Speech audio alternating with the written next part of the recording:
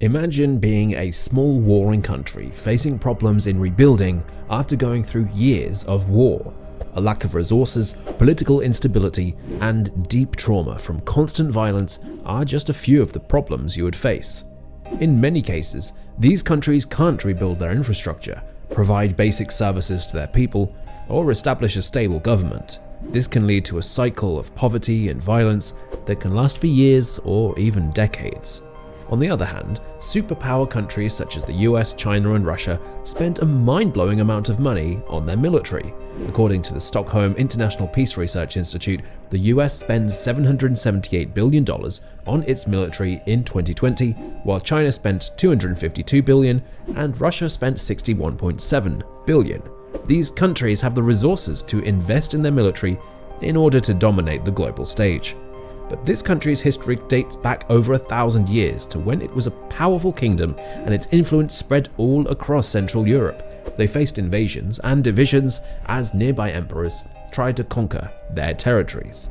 The 20th century brought two devastating world wars, which the nation found itself at the center of. After World War II, the small nation found itself behind the Iron Curtain under the grip of the Soviet Union.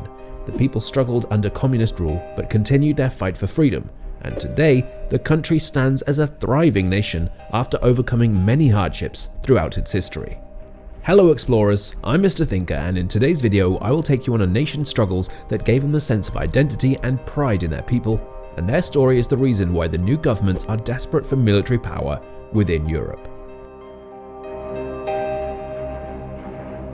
Despite having a long and rich history, the nation has gone through many struggles over the centuries. No one could have predicted that Poland would be on track to become Europe's next military superpower. If all goes as planned, Poland is going to become a force to be reckoned with in Europe very soon. The leaders of its ruling party announced big plans for the country to have the strongest army in Europe within the next couple of years. This focus on boosting the military has become very popular in Poland, especially after Russia's invasion of Ukraine. The nation is now trying to be well prepared for any emergency or possibility of war spilling over its borders. Poland has greatly felt the impact of Russia's invasion. Their defense forces have grown in numbers as well since Russia started invading its neighbor. And when we got here in Warsaw, we spoke with some of the newest Polish recruits about why they're signing up for Poland's version of the National Guard. The Polish Prime Minister, Mateusz Morawiecki, said he wanted a powerful army in Poland, one so powerful that it could stop conflict just through its strength. The defense minister is also on board and believes it's important to prepare for peace by making the Polish army stronger. But the question is, will this military expansion actually be something that Poland can afford, or is it just an expensive promise to get more support for the Law and Justice Party in the national elections? As of the 2023 military strength ranking, Europe's strongest militaries besides Russia are the UK, France, and Italy. The UK's strength is in its manpower and air power, while France has a large helicopter fleet and several destroyer warships. Italy, on the other hand, has 404 helicopters and 2 aircraft carriers, and in 2023, Poland surprisingly managed to get the 5th spot in this ranking. The country has its eyes set on becoming a global power with its new military and already has a plan in motion. They placed orders for hundreds of American, German, and South Korean vehicles and are increasing their defense spending, which is now more than 3% of its GDP. This move is a huge step forward, but will it be enough? Poland's president, a NATO member since 1999, passed laws that allowed the government to spend more than 3% of its GDP on defense starting in 2023. This surprised everyone and went beyond the alliance's expectations by a full percentage point. On the other hand, Germany recently raised its defense spending and barely met NATO's 2% requirement. Finland is another new member of NATO, and even though they have a huge budget of $6 billion for their military, that's still just 2.3% of their GDP. Deputy Prime Minister Jarosław Kaczyński's vision for Poland is much bigger. He is pushing for the country to increase its military spending to a staggering 5% of its GDP over the next decade. Poland also has plans to buy more military equipment and launch a massive recruitment drive in the years to come. Their goal is to recruit almost 150,000 troops within the next decade so that they can increase the army's size from its current 128,000 active troops and 36,000 territorial defense troops to 300,000 soldiers by 2035. With these new soldiers, Poland will now have 6 armoured divisions, which is now more than the UK, France and Germany.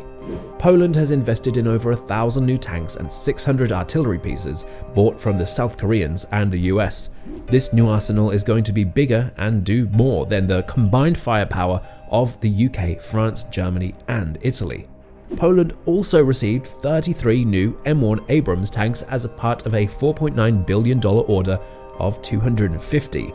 The country is also expecting the delivery of nearly 1,000 K2 Black Panther main battle tanks from South Korea, with the first 10 already shipped to them. Of these, 180 K2 tanks are going to arrive in Poland by 2025 at a cost of 3.16 billion euros. This decade-long contract with South Korea means they'll be producing up to 820 tanks right within Poland. If you thought that wasn't enough, well, Poland also invested 9.2 billion euros in buying 468 HIMARS rocket launchers. These are the same ones that Ukrainian forces used against Russian troops in the conflict. With these orders in place, it's very likely that Poland is going to become Europe's strongest military force. While this could just be an electoral promise, the consequences of not following through could be huge. For economists and experts, there are concerns over the cost of this military expansion because where is all that money going to come from? Training new troops and building a steady recruitment flow would be a logistical and financial nightmare for any country. It will be a demanding task, but Poland's growing economic strength sets it apart from countries like the UK, which will make these expenses easier to manage. But Poland has seen amazing economic growth, not just in Europe, but on a global level. In the past 5 years, it's consistently achieved an annual GDP growth rate of around 4%. How is that possible?